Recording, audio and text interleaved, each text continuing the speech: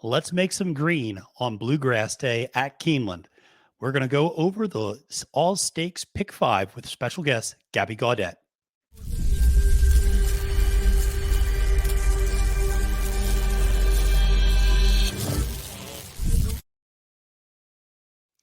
Salutations and welcome, friends. I'm your host of this episode of Trust the Prophet Stakes Preview. My name is Matthew DeSantis, and you can find me on Twitter at the handle at Failed to Menace.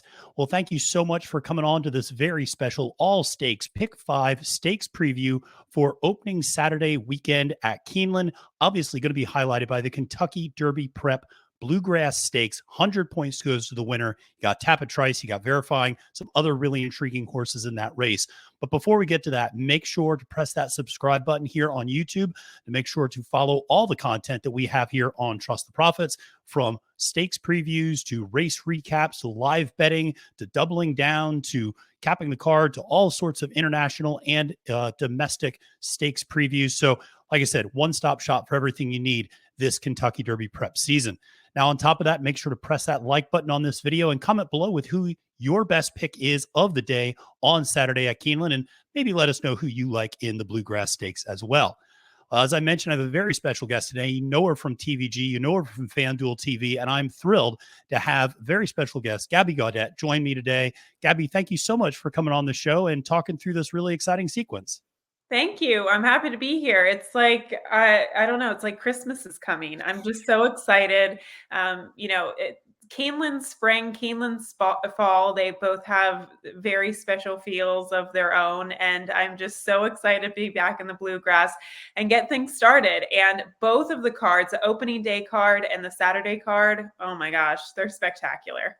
They really are. I just had Sarah El-Badwi on from Naira the other day to talk about the opening day card, and you're right, that Ashland Stakes, the Lafayette came up, I thought, very strong as well. That was a great race on opening day, and of course, who doesn't love watching some Wesley Ward 2-year-olds and 4.5 furlong sprints to start things off as well? So, this is a great card as well. I think the Saturday card was put together and really came up very strong with some of these stakes races. So excited to talk about this with you. And let's not waste any time and just dive right in. And we'll start with the Commonwealth Stakes, which is grade 3, going 7 furlongs for 4-year-olds and up. The morning line favorite is Nakatomi, who we actually saw last win out at Keeneland on Breeders' Cup Day on the undercard, 2-1 on the morning line.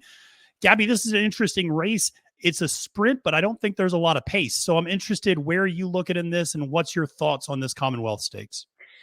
Yeah, you're right. There isn't a lot of pace. Usually horses in here you find either have route speed or they are closing sprinters, which can complicate things. I think the fastest horse early is Pro Occident, and he's definitely a horse that's been headed in the right direction. I'm familiar with him, having spent the winter down in New Orleans, and he just seems like a horse with a bright future. But this is by far the toughest test he has had to date.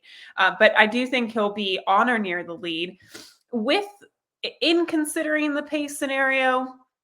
And also considering that I've been asking Brett Calhoun, I think at least in the last 2 starts, when is he going to turn this horse back in distance?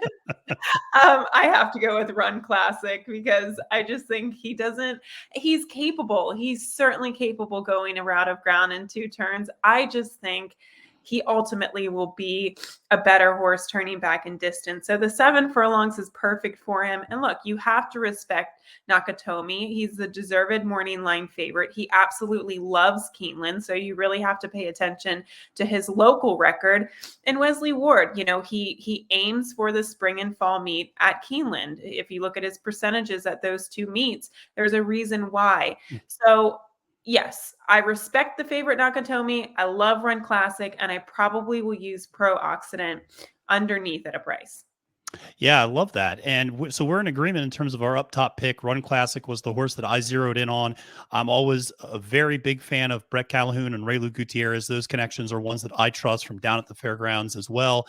And so this is a horse that you mentioned. It has been running against very, very good competition, routing the last couple of times out in the Louisiana Stakes as well as in the Mine Shaft. So that was, I thought, a really, very two very good races. But you mentioned asking Brett about when to turn this horse back. And we should mention this horse's best effort ever was at Keeneland at 7 furlongs, posted a huge 105 Beyer speed figure, and was kind of by far and away the best effort of this horse's career. So getting back to the distance that he likes, I think, is definitely something that I'm interested in.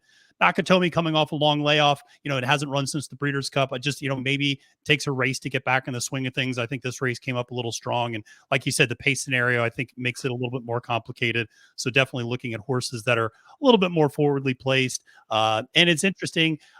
Pro Occident was a horse that really caught my eye as well. You're right. It's going to be a huge class test for sure, stepping up from optional claimer 50,000s last time out. But I do love young horses with ascending speed figures, and that certainly fits the bill there. So I thought a nice horse.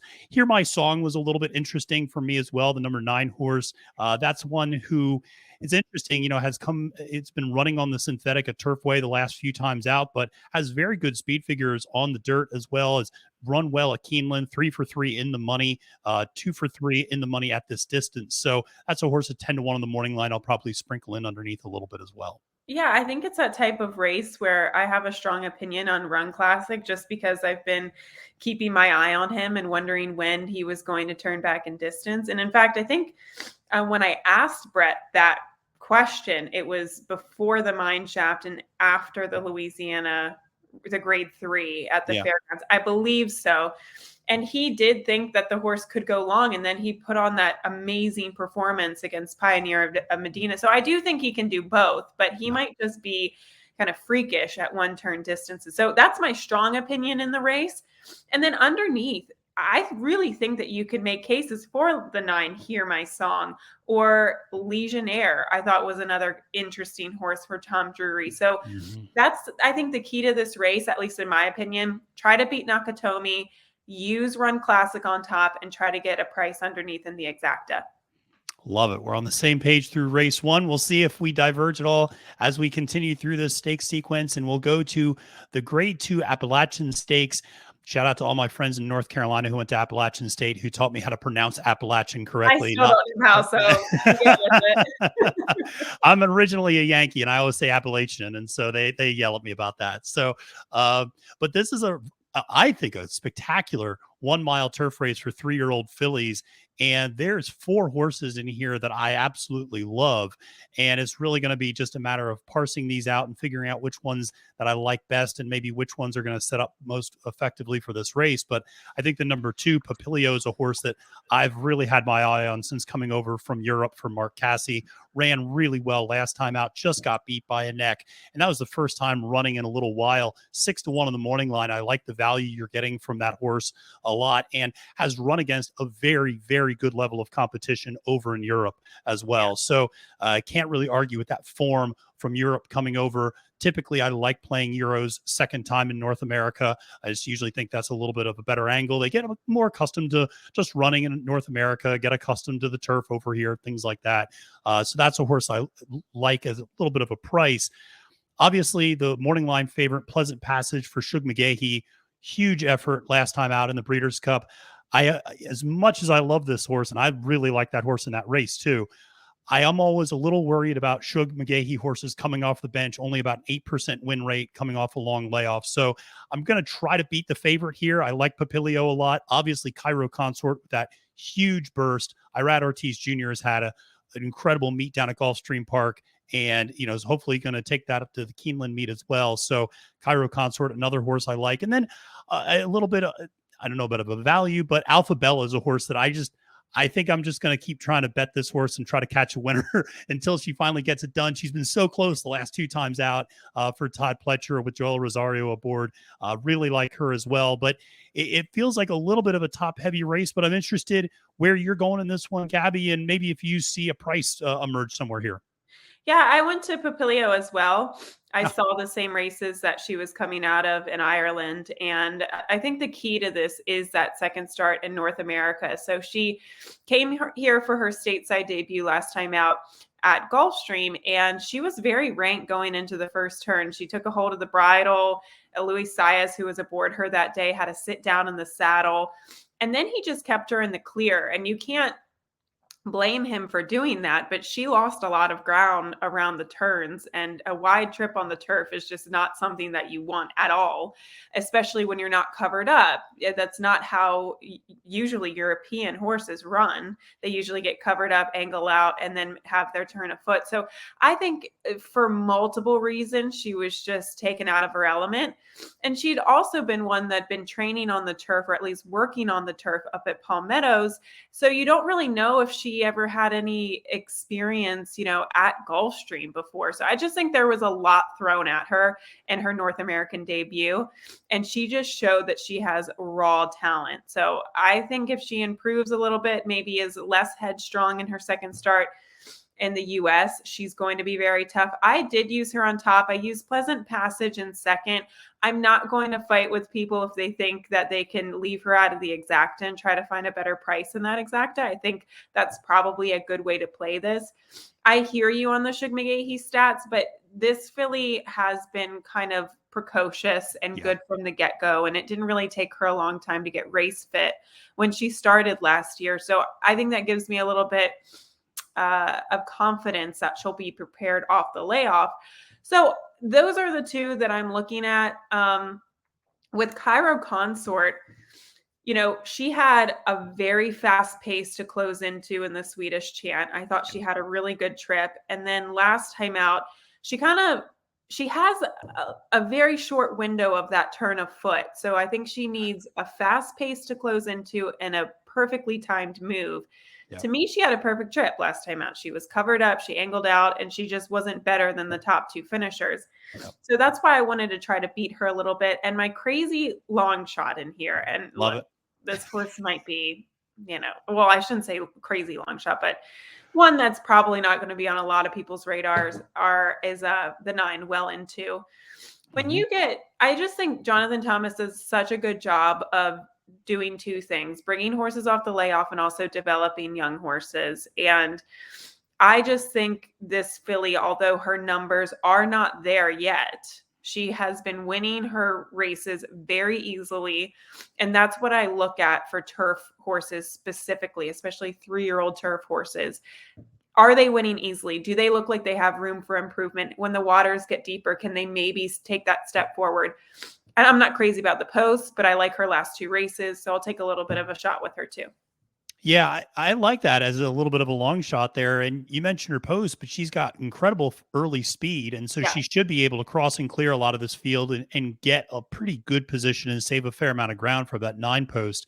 And just to follow up on your point about Pleasant Passage, you can't argue with the works that she's been turning in recently, a bunch of bullet works. I mean, it does seem like Shug does have her primed and ready to go for this race. And that was one of the reasons I really liked her last year in the Breeders' Cup, because Shug McGahee typically, gradually eases horses into things. And for him to put her in such an aggressive spot so early in her career made you think that she was pretty special and that he saw what the rest of us got to see on the track. So it definitely, I hear you on the Pleasant Passage in the exacta, but again, we're 2 for 2 on this top picks. We'll see if we can get through this whole thing in agreement. Well, I don't know. I'm going to go out on a limb and say we're not going to agree in the Bluegrass, but that's all right. Me predicting. All right. I like it. So, well, let's go to the Madison Stakes Grade 1, 7 furlongs for 4-year-old and up fillies and mares. And this is a small field, but there's a lot of talent here, Gabby. And the overwhelming morning line favorite is your reigning Breeders' Cup Juvenile Sprint Champion. For the fillies, I should say fillies sprint champion, which is Goodnight Olive for Chad Brown and Irad Ortiz, installed as the 2-5 morning line favorite. Society, a horse cutting back. Mary Quite Contrary coming up from Gulfstream. Is this a single for you and move on, or do you see any potential intrigue or upset possibilities with Goodnight Olive? I know when you get a 2-5 favorite on the morning line, you're supposed to single them if you like them. I will probably, it depends on the day and what I do in the other races. I think I might use my B in that race too, which is Ugiri, but I did pick Goodnight Olive. I think she is the fastest horse in the race. It really is going to be a question of, does Chad have her at peak fitness off the layoff? Because this is not an easy race. Like you said, like Ugiri has been running all winter and she might have the fitness edge over a Goodnight Olive if she delivers her B game, which is possible since it's her first race back. But, Goodnight Olive, she won the Breeders' Cup at Keeneland. She clearly likes Keeneland. She won by 8 there when she broke her maiden. She can fire fresh. She doesn't have to be pace dependent. She can sit a little bit closer to the pace. She can also close if it is a fast pace. She just really checks all the boxes to me. And this is one favorite that I'm not going to try to bet against. Yeah, same here. I tried to make the case for Mary Quite Contrary, who I think is a really cool horse that's stepping up in class, coming up from Gulfstream Park. Shug McGahee actually taking over as the trainer, but I just can't quite get there. Ugiri's a horse I really like a lot, and thrilled that they finally have just cut her back and make her a sprint horse. Definitely like that a lot, and always will remember her for setting those crazy early fractions in the Kentucky Oaks last year with her and Echo Zulu kind of going at it up front and turning in a heck of a performance. The horse that I guess I'm intrigued by, and I say that I'm still going to be using Goodnight Olive. I'll probably end up singling this horse, but I am interested in Society. That's a horse that anybody who watches this knows that I'm a sucker for using horses that I've seen win in person. And I was up there at Cotillion for the Pennsylvania Derby day when she won that race. And, I think cutting back is really good for her as well. And she's got incredible early speed. I just remember that day, Florent Giroux just gave I thought, a picture perfect ride of how to use speed in a route race and just let that horse's natural ability go and not try to choke it out and just really let the horse out and use her natural speed. So she's one that I'm interested in just to see how she runs, how she bounces back. But coming off from a pretty lengthy layoff, you're right. Goodnight Olive checks all the boxes. She's fired off so many times off a layoff before that it's hard for me to think that this is going to be the time that, she stumbles a little bit, especially as you mentioned at a track she really likes. Yeah, she just looks so good. I hear you on Society too. I did go 2-4-3 in here if that makes any difference. But yeah, I think Society is a very, very nice filly, but she too hasn't raced since the distaff. So she's going to have to be primed and ready to go off the layoff. So, it is a big question. Can these layoff horses deliver their best, or will it go into the hands of someone like Ugiri, who's been running all winter? Yeah, you're absolutely right. It got 2 races under her belt since coming back, and I think is definitely, I like Ricardo on her. I think there's very clear just going to send and go and see what happens. And in a 5-horse field, I don't think anybody should have excuses. I mean, I think everybody's going to get the trip they probably want to get in this type of a race. And again, if you give Goodnight Olive the opportunity to have the trip that she wants, hard to beat her, I think, in this spot. So yeah. we are going to move along to from a 5-horse field to what could be a 12, potentially 13. There isn't also eligible if nobody listens in this race in the Shakertown Stakes, which is a grade 2 going 5.5 furlongs on the turf for 3-year-olds and up. This is open company, but your morning line favorite is a mare, and that is Caravelle for Brad Cox with Tyler Gaffleone aboard 8-5 on the morning line. And for me, I'm going to try to fade Caravelle. I know that Breeders' Cup effort was just stunning. And I have to give a shout out to Jessica Paquette, who calls the races at Parks. I ran into her 5 minutes before the race. She looked at me and she goes, I have a feeling about Caravelle. She put money down. I was an idiot and didn't listen to her. And so Jess absolutely called that one right and told me to do it. And I still didn't do it because I'm an idiot. And so the reason, though, I was very hesitant to embrace Caravelle is she had been 0 for 4 when running against the boys going before that. And so, she's a dominant turf sprinter against the girls. And I just, I didn't see that effort coming, to be quite honest. And coming back from the layoff, I'm going to just assume there's maybe a little bit of regression to the mean, and I'm going to try to get around her. I'm going to try to use the number 12 horse, Arrest Me Red, horse that I just feel like I always keep coming back to a little bit in this spot, and a horse that's just super consistent, like what I see out of Arrest Me Red. And I'm going to try to use that horse, like I said, up top. I am interested in Oceanic for Jordan Blair. I think that's a horse that is maybe sitting on a big race. I think between that horse and Bad Beat Brian, those two maybe underneath in some capacity, like I said, are a little bit interesting. I know the trainers have not had a lot of success in graded stakes races, but I just feel like those horses could be sitting on a nice effort on the turf. But Gabby, I'm interested. Where are you going in the Shakertown Stakes? I should say I apologize for my sniffles. It's Oh, some combination right. between a cold and allergy. So if you hear me sniffling over here, I do apologize. I went to Oceanic. I did. Oh, It okay. was fun on the morning line because of some of the things that you mentioned. And I do think Caravel is a favorite that you can beat on Saturday afternoon.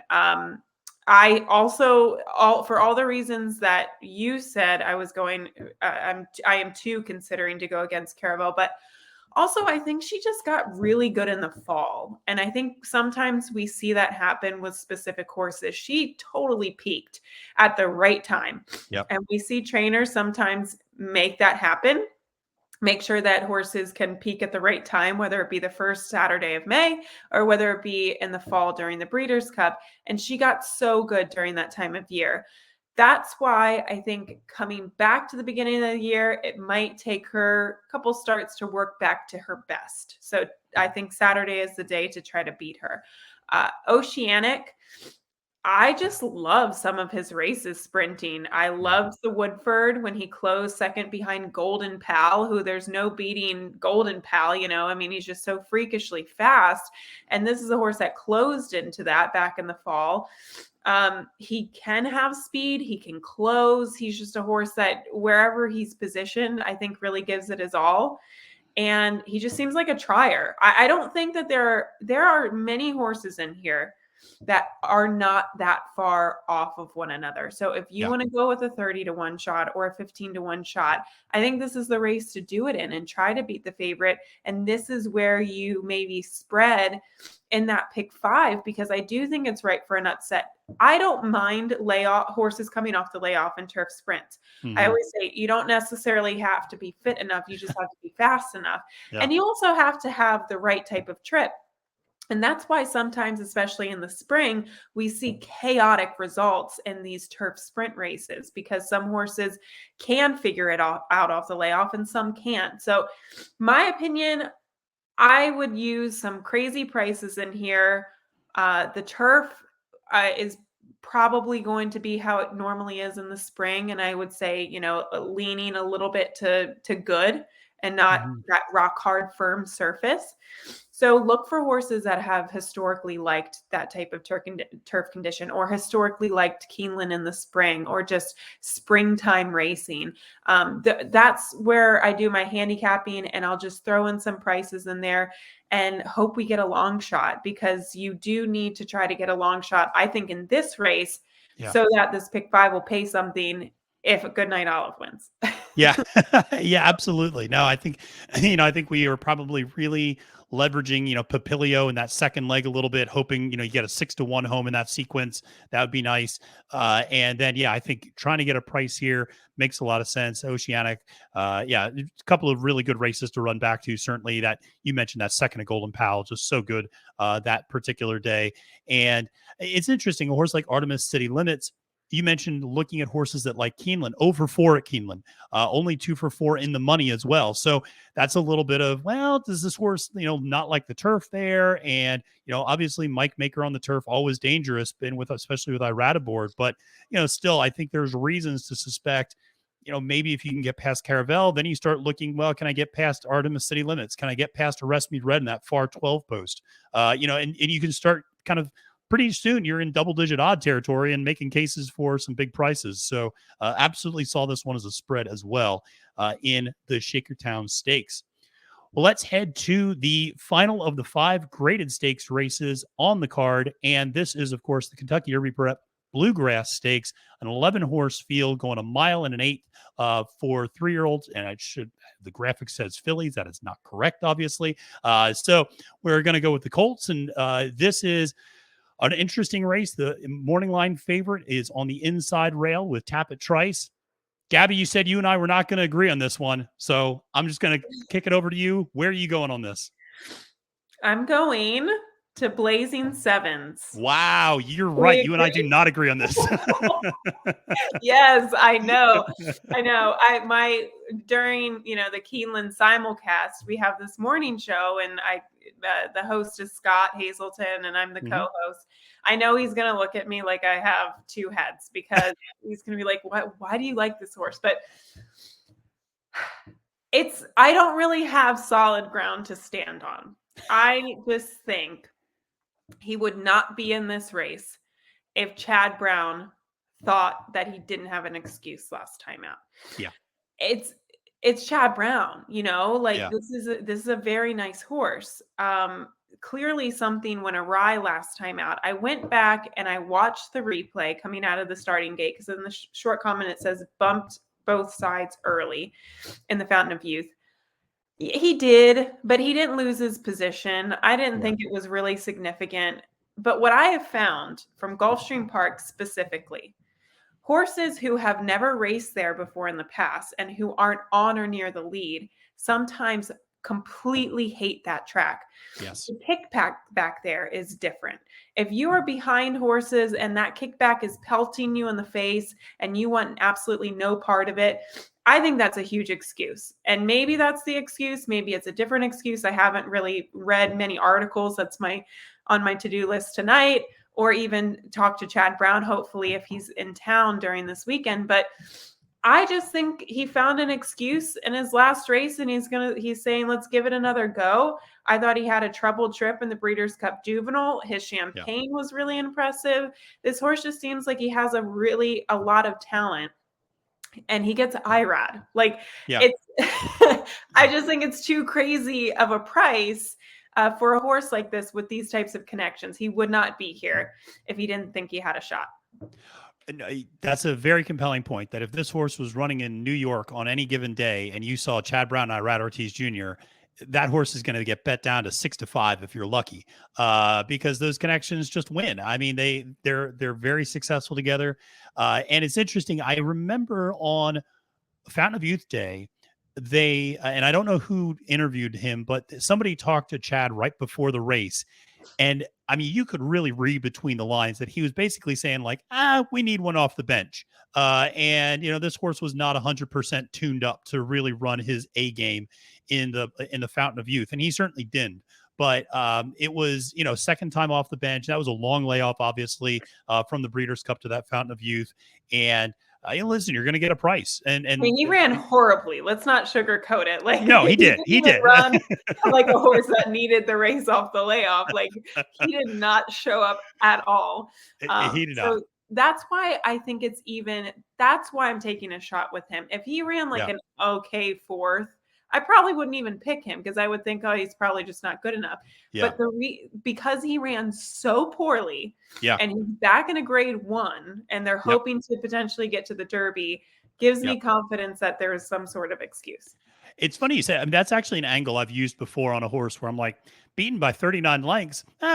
They'll be fresh next time out. It's sometimes, it is that angle is so bad. And then you see them come back in a similar spot. And you go, well, there must be something there with this horse that they would bring him back. So in this one, I am going to go with Verifying as my top pick. I just think the pace scenario sets up very well for Verifying. There's not a ton of speed in this race. I think that was one of the issues. If you go back and watch that Rebel Stakes, sat very close to an aggressive early pace and was really the only horse from anywhere near that top 4 to really finish anywhere near the board that day, finished 4th. I thought also had a little bit of a troubled trip that day. I felt like Florent Giroux was a little indecisive at the top of the stretch to go inside, to go outside, and the horse was boxed in a little bit, had some trouble when you watch that replay. Gets Tyler Gaffley on aboard. Tyler, I always trust in Keeneland. So excited to see Verifying, who, I should mention, really needs this race to qualify for the Kentucky Derby. Some of these prep races, we've seen horses accumulate a fair amount of points already. And, if they just get a minor award, they'll kind of qualify for the starting gate. Verifying needs a big effort here in order to really get into the starting gate for the Derby. But I am going to try to fade Tapit Trice, the favorite. Those gate issues just continue to bother me. Gets away so slow from the gate. The inside rail probably won't help. And the fact that there's not a huge pace to run into, and this is a better caliber horse than he ran against in the Tampa Bay Derby, just makes me wonder if it's going to be a little too much for him to do. I will say, and I'm interested, Gabby, in your opinion, whether or not there's a price maybe underneath or, one of these double-digit shots on the board that you think might run a little bit better than their odds.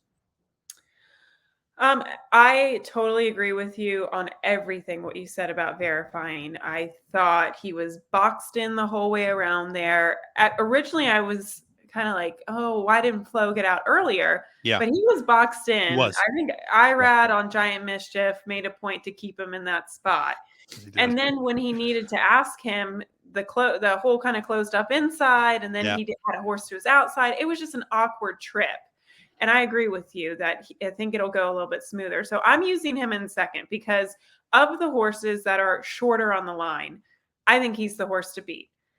I don't want Tapit Trice because of those gate issues and the fact that he draws the rail and the fact that he looks like he takes forever to get going. I was joking with like Louis Sy, Tapit Trice and Instant Coffee, both of those horses. He has to start scrubbing on them for like a half mile. And like, I hope you ate a lot of carbs last night. Well, it's funny. Yeah, it's funny because the day before on Friday, he's going to have to ride, I believe he's going to have to ride Julia Shining, who's the exact same way that you got to just go on her the whole time. So yeah, Louis is going to be tired come Sunday. He's the fittest jockey in North is. America. I'm truly convinced of that. But yeah, outside of him, I don't like Raise Cane. I'll be honest. I'm probably not going to use him. Two things. I think it's interesting that Brian Hernandez goes to Mendelssohn March. And sometimes you don't want to read too much into why one jockey was on another horse or isn't riding whatever. But I do think it's interesting that he had been riding Sun Thunder and now he goes to Mendelssohn's March. That's really the only reason why I like him. I mean, I thought his effort last time out was good, but he didn't really beat much and it was on a sloppy track. But I just thought that was kind of curious. And then the other horse would be maybe Classic Car Wash. And I agree with you that I don't think that the Tampa Bay Derby was really that tough. But if you look at the discrepancy in odds between Tapit Trice and Classic Car Wash, and I don't think much separated those two, and he has more tactical speed and gets out of the gate a little bit better than Tapit Trice. Those are the types of horses that I make a case for exotics, not necessarily win wagers, but because of the discrepancy in odds, maybe you can make the most of a horse like that. Yeah, I agree with you about Classic Car Wash. That's absolutely a horse I'm going to be using underneath. Horse just always feels like he gets there. Like he just always finds a way to hit the board. Very honest runner. You're right. Tactical speed. I think at a big price, worth taking a shot on. And then the other horse I'm going to take a shot on, I actually agree with you. I don't like Raise Cane particularly much in this race, but I like Ben Colebrook's other horse, Scooby Quando, quite a bit. Not only because I like saying his name, but because I actually think he has some really nice races at Turfway Park. And this is a horse that broke his maiden in a stakes race, has run second the last two times out, ran second to Congruent in a Derby prep race at the Battaglia. This horse hasn't really done anything wrong, and I think at 15-1, it's worth taking a shot. I'll probably include this horse underneath in some vertical exotics, just because I do think this horse, again, has enough tactical speed. It, may need a little bit of pace to run into, and it might not get it, but I'm willing to take a shot and see how these Turfway shippers take to the Keeneland dirt. And I think you hit the nail on the head with that part, because I don't know that I have completely figured out that transition from Turfway to Keeneland. I know they did win often. I can't remember I guess it was last spring meet. And even the year prior to that, I feel like they did really well going from Turfway to Keeneland Spring. I just have a hard time picking the right horses coming out of the Turfway meet. Yeah. I really do. I think that's very, very tough. When you get these, that's what's such a wonderful thing about the Keeneland Spring meet is you get these horses that are coming from all parts of the country. You get them from Santa Anita, Oaklawn, Florida, Fairgrounds, Turfway, multiple different surfaces. It makes it a very challenging puzzle. And the piece of the puzzle that I haven't quite figured out is Turfway. I think that's actually a great way to finish up, because that was the biggest piece of the puzzle in last year's Kentucky Derby, of course, was that horse coming from Turfway Park with Rich Strikes. So this was a lot of fun to run through these 5 races with you, Gabby. I really appreciate you taking the time. Let everybody know where they can find you on FanDuel, and you're going to be at Keeneland the rest of this meet, correct? Yep. So we start tomorrow. Or on Friday, opening day, and we'll have live coverage on FanDuelTV all day, every day. It's going to be a lot of fun. We have a full crew there the entire meet. And also, I will be on the Keeneland simulcast feed. We have a morning show every day where Scott Hazelton and I will go through some of the key races of the day and go through some wagers. And we'll be doing the pre-race analysis every single race. Can't wait. Awesome. Yeah. Well, great. Well, thank you again for joining me, Gabby. Really appreciate it. Thank you for all of you for watching, and make sure to press that subscribe button on YouTube. Make sure to press that like button here and let us know who you like in this pick 5 sequence and who you like in the Bluegrass Stakes. Well, for everybody watching, my name is Matthew DeSantis. You can find me on Twitter at the handle at FailDoMenace, reminding you to have a great and profitable day at the races. And it's now post time.